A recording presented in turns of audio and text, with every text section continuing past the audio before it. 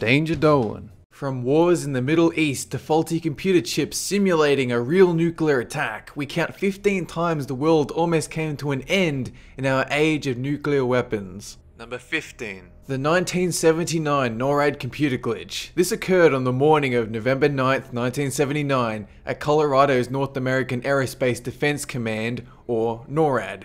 Technicians received reports that the Soviets had launched a series of missiles at North America, with the response being to launch 10 interceptor fighter planes, get the president onto an escape plane, and prepare to launch a retaliatory strike. Then we find out a technician had accidentally started a training program to simulate a Soviet attack, a computer glitch that almost destroyed everyone on Earth. Number 14. The attack on Yong, Pyong. This took place not too long ago, November 2010, an attack by North Korea against South Korean troops stationed on the island of Pyong. They launched a total of 160 missiles against them, decimating a huge number of people, and even worse, inciting the possibility this border conflict might escalate into World War III. Though we have avoided it so far, this event is still a tragic, meaningless waste of human life. Number 13. The B52 Crash near Thule, January 21st, 1968. A fire breaks out on a B52 bomber. The pilot has no time to contact base before he bails out. The plane crashes in some ice 7 miles offshore of Thule. Then its fuel and certain compounds of nuclear weapons explode, but does not trigger a nuclear detonation. If it had, alerts would have shown an attack on both the nearby base and the bomber itself, indicating to the White House an enemy attack and need for immediate retaliation, but luckily none of this came to pass. Number 12. The 1995 research rocket, Norway, January of 1995. Local scientists launch a research rocket to study the Aurora Borealis. Meanwhile, in Russia, eyes boggle as what looks like a gigantic nuclear warhead torpedoes towards them. So President Boris Yeltsin whips out his briefcase full of nuclear codes purely to launch nukes at every target they can reach. Thankfully, the missile fell into the ocean. Yeltsin put away his briefcase and instead picked up a delicious sandwich. Number 11. The Soviet Early Warning Era, September 26, 1983. A secret bunker owned by the Soviets. Commander Stanislav Petrov has just settled into his chair when a loud siren goes off and the screens show that Americans have launched 5 missiles. They only have minutes to respond. There was chaos and stress in the bunker. Because of the enormous incoming payload, the chain of command went straight to Petrov and he had to decide if he wanted to respond with missiles or call in a false alarm. He decided to do the latter, but not because he realized they were fakes, no, because he knew his equipment was new and he was not prepared to begin World War III based on computer data alone. But he said he really did believe missiles were on their way, which made it damn near impossible to call them fakes, but he did, and we are all thankful for his call in judgment. Number 10. Abel Archer 83. This is another training program like the NORAD computer glitch, but much more elaborate and very nearly took us to war by accident. It was an exercise called Abel Archer 83, in which an attack on Europe would be met with a US military strike on the Soviets. The US airlifted 19,000 troops to Europe and changed alert status to DEFCON 1. And meanwhile, although the Soviets knew it was just a war game, they'd been warned, they too went into high alert and prepared their nukes, both poised to attack at the drop of a feather. But luckily the games ended not long after and things calmed down. Number 9. 9/11, one of the most tragic events in modern history. The Twin Towers, those iconic structures from New York City, were hit by 2 aeroplanes on September 11th, 2001.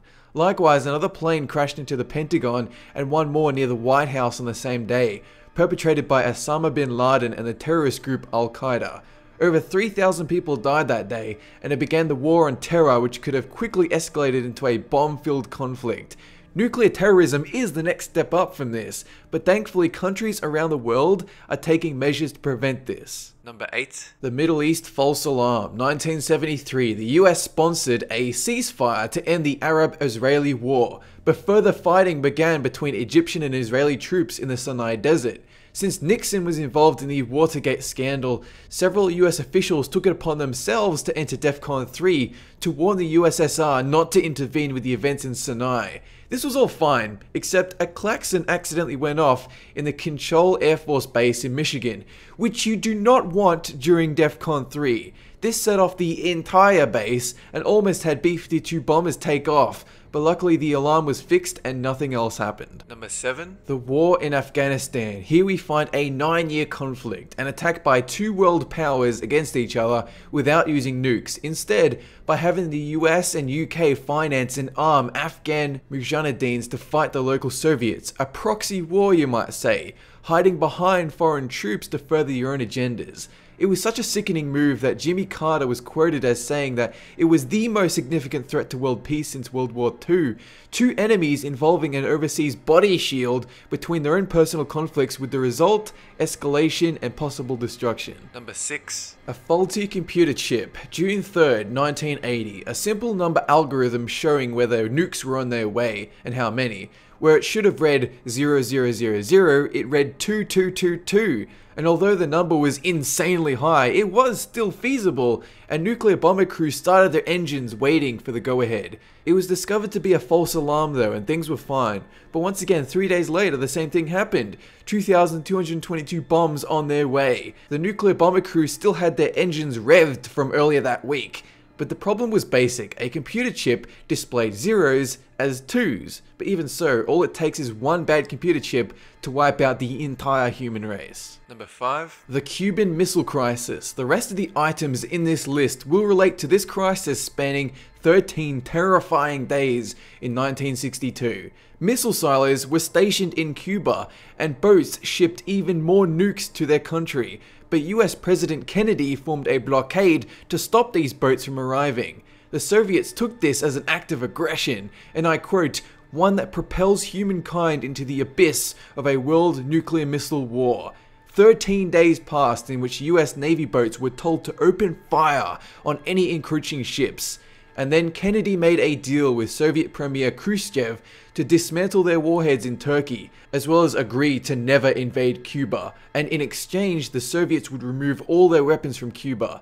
It is the closest humankind has ever come to engaging in an all-out nuclear war. Number 4. An animal nearly starts World War III. During the same period in the missile crisis, alarms went up in a Duluth American airbase, indicating an intruder and possibly Soviet bombers overhead.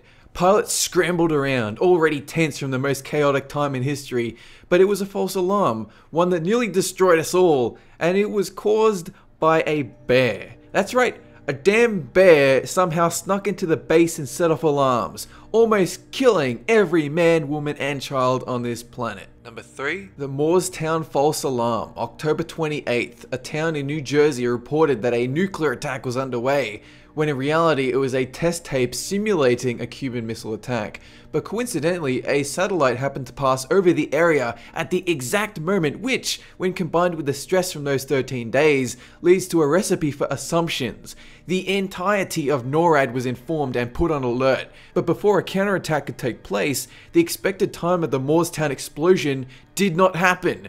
The radar system responsible for confirming an incoming missile was not in operation that day because personnel had been reassigned for the crisis. Number 2. The U-2 spy plane. 1 day before the Cuban Missile Crisis ended, an American spy plane got lost because the Aurora Borealis obscured his vision of the stars used for navigation. He drifted off course and ended up in the airspace of the Soviet Union. This simple miscalculation caused a dramatic response from both sides. The Soviets scrambled fighter jets to intercept and destroy the plane, while the Americans sent nuclear-armed fighters in response to escort the plane back to American soil, which they did just barely before the Soviet jets arrived. Had either side engaged in aerial warfare, it would have been a disaster. Number 1. The B59 Submarine. The same day as the spy plane begins my favorite story from that era, one that shows how one man can save or destroy the entire planet. This Soviet B59 submarine was holding underwater near the US blockade line near Cuba when an American ship began dropping warning shots to force them to resurface. The submarine officers took this as real legitimate fire to mark the beginning of World War III, and the captain ordered a nuclear missile for launch. Had he alone been given authority to launch, a nuclear war would have begun that day. But luckily he needed 2 senior officers to give the okay, and one of them didn't. Vasily Arkhipov, who convinced them to resurface and request new orders from Moscow. This man, Vasily Arkhipov, saved the world, and it would be another 40 years before people found out about it. That's it for this countdown. Have a good one!